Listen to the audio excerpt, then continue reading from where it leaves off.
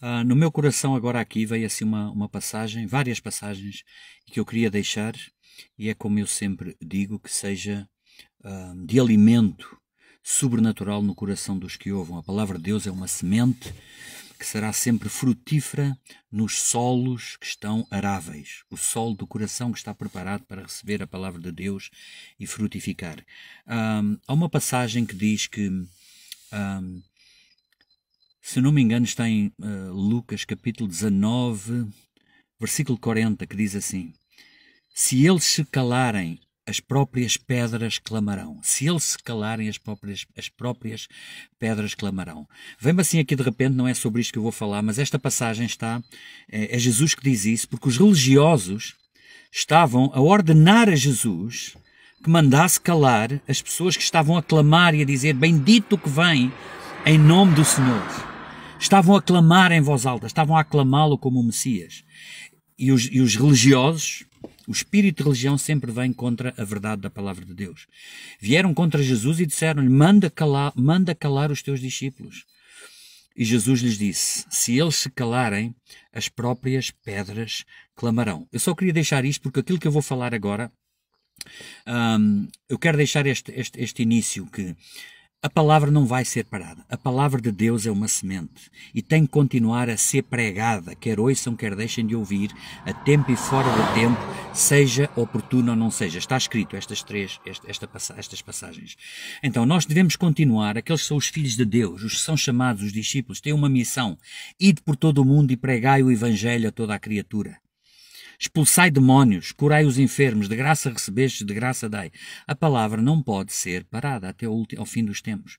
E vão haver tempos, e estão a vir tempos tenebrosos, tempos tumultuosos, tempos difíceis, como está lá escrito em Efésios capítulo 5, versículo 15. Aproveitando ao máximo cada oportunidade, porque os dias são difíceis. Estas oportunidades, a tecnologia que nós temos para que a palavra seja semeada. E nestes poucos minutos eu quero deixar aqui um assunto sobre esta questão do que se está a passar em relação ao caos no mundo e em relação ao amor, estes confrontos completamente opostos. E aqui, se eu puder organizar, que o Espírito Santo me ajuda a organizar o meu pensamento, só fechar aqui a janela, se o Espírito Santo ajudar aqui a organizar o meu pensamento sobre estes versículos que vêm, sobre os tempos que nós estamos a viver e qual é o nosso papel como cristãos em relação a esta área do amor e de continuar a praticar os ensinamentos de Cristo. Entre todos eles, o amor, o principal. Sabe que Jesus disse assim, eu não tenho aqui uma Bíblia, mas penso que está em João, capítulo 13, versículo 35, ele estava a falar aos discípulos, já no fim, e estava-lhes a dizer que se amassem uns aos outros. Nisto conhecerão, nisto o mundo conhecerá que vós sois meus discípulos. Esta é a característica. Não é só os milagres, o poder de Deus, tudo faz falta, mas é nisto que o mundo, as pessoas que vocês conhecem à vossa volta, por causa da vossa maneira de falar, de agir, de tratamento, de como se tratam as pessoas, conhecerão que vós sois meus discípulos, disse Jesus. É o amor. Se vos amardes uns aos outros como eu vos amei. Não há, é um mandamento, amai-vos uns aos outros como eu vos amei. Está escrito em 1 de João, se eu não me engano, é no capítulo 4, em que o apóstolo João estava a dizer isto. A diferença aqui entre os que são de Deus e que não são de Deus é tão sim, não, que diz assim: aquele que ama procede de Deus e conhece a Deus. Aquele que não ama não conhece Deus. Aqueles que amam, aqueles que têm um coração em Deus, aqueles que conhecem Deus, aqueles que amam conhecem a Deus. Procedem de Deus. E é nisto que vai ser a diferença. E nisto conhecerão que sois meus discípulos, se vos amardes uns aos outros como eu vos amei. Nós estamos a viver tempos terríveis e Jesus falou sobre isso e eu quero aqui deixar sobre esta questão de nós continuarmos independentemente do que se está a passar. O nosso papel é continuarmos até ao fim a perseverar, a praticar a palavra de Deus, os ensinamentos de Cristo, a vencer o mal com o bem. Jesus, quando está a falar em Mateus 24, o capítulo todo de 24, sobre o fim dos tempos, há uma passagem, há uma parte em que ele está a dizer, por causa da iniquidade. Ouça isto, capítulo 24, versículo 12, 13. Ele está a dizer que os tempos, ele está a ver aquilo que se está a passar hoje. Jesus está a profetizar, está a falar o que se está a passar hoje. No fim dos tempos, que é agora que nós estamos a viver. Por causa de se multiplicar a iniquidade engloba tudo. Por causa de se multiplicar a maldade, a hipocrisia, a corrupção, a falsidade, a mentira, a injustiça. Iniquidade engloba isto tudo. A imoralidade, tudo junto. O amor de quase todos irá desfalecer, irá desaparecer. O amor de quase todos desaparecerá. É a palavra que está lá escrita. Por causa do mal que está no mundo, por causa deste caos, por causa de nós não conseguirmos mais quase confiar em ninguém. O amor que nós temos, a confiança uns pelos outros, desaparecerá. Mas sabe que Jesus não parou aí. Ele não desculpou isso. Deixa-me só. Jesus não desculpou isso. Porque os ímpios continuarão a proceder impiamente. Os injustos continuarão na prática da injustiça. Os mentirosos continuam a mentir cada vez mais. A consciência fica cauterizada e para eles mentir e fazer o mal já não acusa qualquer... já não faz moça na consciência. Por causa de se multiplicar a iniquidade, o amor de quase todos esfriará. Mas depois Jesus disse assim, mas aquele que perseverar até ao fim será salvo. Mas aquele que perseverar a fazer, a insistir, a permanecer nos meus mandamentos, a fazer o bem, a amar, a praticar o amor, a bondade, os frutos do Espírito, o amor, a paz, a alegria, a bondade, a fidelidade, a temperança, o domínio próprio. Aquele que perseverar até ao fim será salvo. Nós estamos nos momentos mais difíceis da história da humanidade. O caráter de todos está a ser atacado por todos os lados. Todos nós. Em cada dia nós enfrentamos situações, por vezes, no limite da nossa capacidade. O apóstolo Paulo passou por isso também, já na altura dele, e ele dizia, irmãos, eu não quero que ignoreis a ardente prova que nos veio, ao ponto de desesperarmos da própria vida, já em nós mesmos tivemos uma sentença de morte, pensávamos que não íamos aguentar. Mas há uma passagem em que ele diz, está lá em Coríntios, na epístola que ele escreve aos Coríntios, ele diz, toda a gente saber e todos sabermos do que ele passou, das dificuldades, mas ele mantém aquela atitude, aquela certeza na palavra de Deus, que ele diz assim, Deus é poderoso para não permitir que venha a vós provação maior do que aquela que vocês podem suportar. Deus é fiel para não permitir que venha a vós àqueles que perseveram, àqueles que não se importam com aquilo que se passa no mundo. O mal irá ser como se diz, irá ser uma escalada e não há retrocesso. Não há retrocesso. Portanto, cabe a nós permanecer no amor. Amai-vos uns aos outros como eu vos amei. Nisto conhecerão que sois Deus discípulos. O verdadeiro amor, olha, parece incrível, parece impossível de praticar. Mas olha, é para aqueles que são os escolhidos. É para aqueles que determinam eu vou perseverar até ao fim. Eu não vou permitir que o mal me vença. Eu não vou permitir a minha mente natural dominar. Eu foco a minha mente na palavra de Deus. Eu me encho da palavra de Deus. Eu pratico o bem. Por alguma razão, Jesus falou aquelas palavras que parece que já perderam o sentido, mas para todo sempre, aqueles que as praticarem receberão o fruto delas. E aquele que perseverar ao fim na doutrina de Cristo. Eu só estou a falar hoje nesta questão do amor. Vença o mal com o bem. Não se deixe vencer do mal. Jesus disse, eu vou repetir aqui, parecem frases que toda a gente fala, da boca para fora, e são conhecidas. Amai os vossos inimigos. Orai por aqueles que vos perseguem. Se alguém te bater numa face, dá-lhe a outra face. Se alguém tirar o que é teu, não lhe voltes a pedir. Ama os teus inimigos. Se tu fizeres bem só aos que te amam, que galardão é que terás? Até os ímpios fazem isso.